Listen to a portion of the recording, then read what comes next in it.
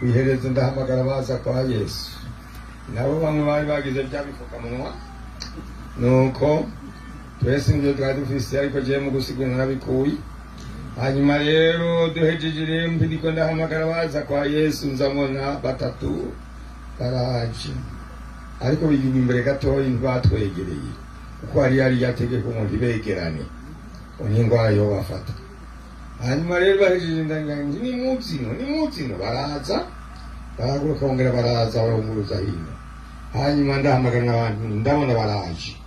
Kwiherezo rero mbona rero umukozi w'Imana yarabarongoye, acaza amahamba yanjye arambaza,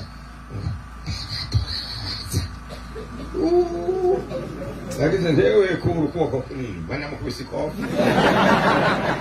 Umuntu abaza ko abantu bihana baje kwa Yesu, hari ikindi cyatuzanye abantu b'Imana, twaje ngo abantu bagire biti matariko bari hano ntacyo muza gukora. Kuko Yesu yavuze ngo muwarire abantu bihane, ubwo butumwa bwa mbere yavuze. Nicyo kintu cyugurura iki ijuru, umutima w'umuntu uguguruka. Hanyuma rero nyamuntu rero nyamukozi w'Imana,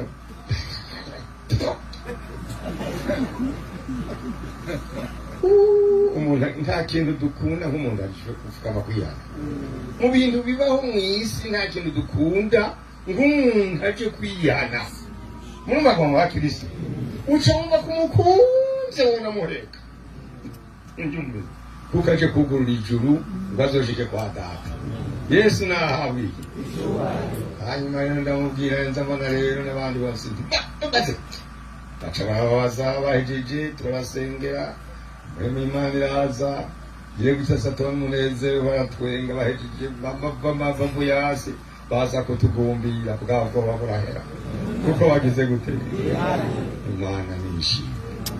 Bihana rero ni jambo rinini cyane ubuzima. Nagize iminsi mbabaye ndabona umuntu yihana, ndi hano mu nzu y'abana ndiho ko ndavugwa, ariko ngabona ndibaja kwantuze nta buryo bugene ndarabandi kwa mu gihugu bakihana ndagowe. Murabyumvise igihugu bihana ahana amahirwe ntangere. Yesu nahabwa iki nanje no munsi nje kubabarira ngaha amajambo musanzwe muzi mwigishijwe igihe kirekire, ariko ndayafise kwiganuke kuri ishengero ry'umwami mwaje ngaha mwese iyo muvuye. Abana b'Imana ubwane mu bwoko bw'Imana b'Isirayeli Abayuda bari batewe n'abansi.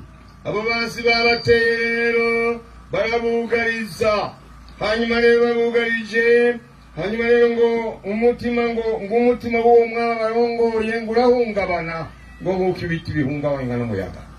Hanyuma rero ngo uyo mukozi w'Imana araho n'abantu bahungabanye, n'abantu bose ngo imitima yabo yari yahungabanye ngo kugira ibiti bihungabanywa n'umuyaga mu kibira. Mwarabonye ibiti by'umuyaga uri kuravuga niko imitima yabo yari imeze. Hanyuma rero Imana ibonye umuntu wayo ariko ararira abana bayo, mbega imere gute irababara, imego neza na gatoyi, ntishobora kwihanganira umwana wayo ayisenga ariko ararira, ntibishoboka. Hanyuma rero icyo gihe Imana nk'uko navuze ngo Imana yihanganira uburira, ibonye ubwoko bwayo buriko burarira, Imana izibatumako, irabatumako inkuru nziza y'igitangaza. Hanyuma rero abo bantu b'Imana rero bacoronka amahoro. Reka ngasubire ku iryo jambo igihe umuntu w'Imana, umwana w'Imana ariko ararira, Imana idashobora kunuma. Byarabaye mu kindi gihugu kimwe cyo muri Afurika hitwa Nigeria. Umuntu ngo yaraho mewe n'amupfaka, ngira umupfakazi agize gutya ngo ariko ararira maze akanya ngo azabona Yesu ahagaze hambavu yiwe ati niki ngurambamagaye, ateka mwami sinaguhamagaye, ngwe kurambamagaye, ateka nukuri ngaguhamagara. Urabyumvise bacagira ati wampamagaye igihe ukoroye amosozi sinshobora kwihangana. Amen. Mva kubona umuntu wayo gusa akoroye amosozi imana ntiyihangana ikinyaruka kugira gute gutabara kuko turize nta wundi muhoza dufise. Turafise mbega uwundi muhoza mw'isi? Ika umuhoza w'ukuri ni Yesu niwe acaza agakiza. Bacamo bari ati igihe cyose umuntu w'Imana ko yamosoze nshazahamba vuba. Amen. Biraryoshe abantu b'Imana. Igihe cyose urabona ko twama mu ngorane Yesu acagira gute acazahamba. Rero gukora amosozi kwabo b'Isirayeli ubwo bwoko bw'Imana bwatumye Imana isa ihagurutsa isezerano n'umunsi ridufasha. Ikigira gute buno nyine ngo ikirabariti barinda mukozi w'Imana agenda ahure n'urya mwami, ariko umwami wewe yari yaraguye ntiyarakibona Imana. Hanyuma rero baramubwira ngo niyo mutizera n'ukuri mugenda mushikana. Imana rero iramubwira kuko ayo magambo mwarayize kenshi twarayigishije kenshi. Imana rero ikibwira Yesaya ngo genda umubare ujya mwami utinya kikimenyamenya. Umurongo w'icumi Uhoraho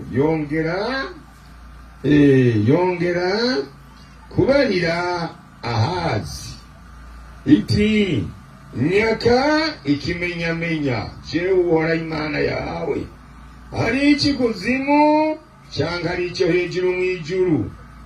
Ariko Ahazi arishura ati sinocyaka kandi sinogerageza Uhoraho.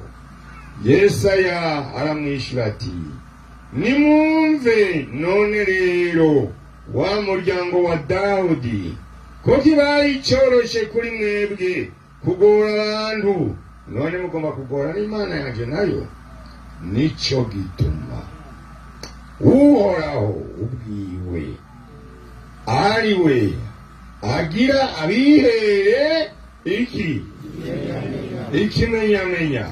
Raba inkumi zotwara inda ibyara umwana w'umuhungu izomwitane Immanuel.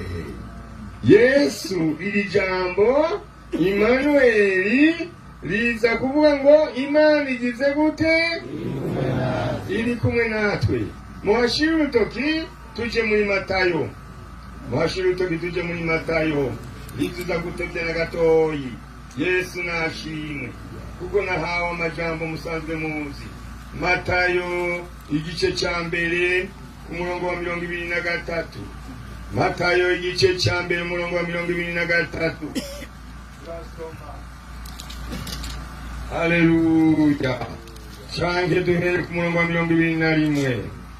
Azobyara umwana w'umuhungu nawe uzumwite Yesu, kuko ari we azokiza abantu biwe ibyaha byabo. Ibyo byose byabaye bityo w'ibyo umwami Imana yavugiye mu kanwa k'uwavugishwa nawe biboneke. Uraba inkumi zotwara inda ibyara umwana w'umuhungu bazomwitande.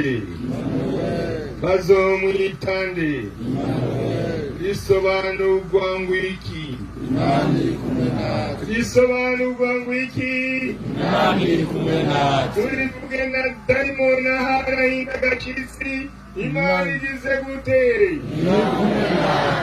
Iri kumwe natwe. Haleluya. Nico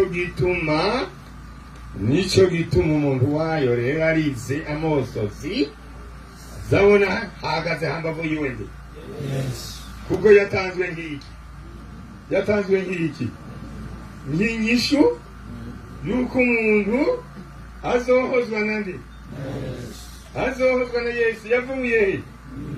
Mu ijuru ryonyine niryo dushobora kuduhoza. Yesu nashimye. Yesaya rero icyo gihe yabonye abisirayeli bamerewe yasenze Imana.